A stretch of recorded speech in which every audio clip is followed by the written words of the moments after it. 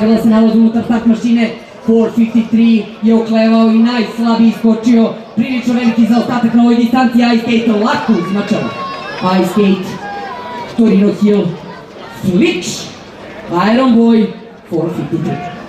Ice Skate vodi ovo nadmetanje 3/4 dužine, pola dužine prednosti u odnosu na Torino Hilla. Torino Hill insistira.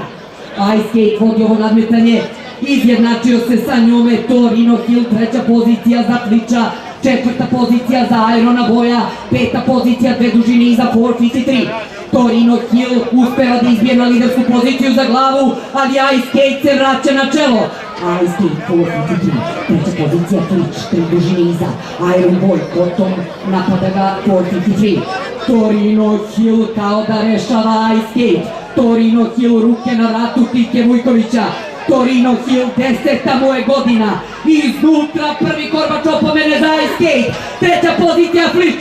Pokušava tamo uz barijeru se probije. Iron Boy spalja 4.53. Torino Hill. Flič obilazi Ice Skate. Poslednji napad praznog Fliča. Torino ili Flič. Torino ili Flič. Klasa je večna. Torino Hill, Flič. Pogodi Torino Hill Aleksandra Aškovića, trener i džokej Tihomir Tika Vujković. U trci Careva Ćuprija, osvajač klasika Trial Stakesa i svih velikih sprinterskih trka puta 3. Dame i gospodo, molim vas jedan aplauz za Torino Hilla. Kakav konj.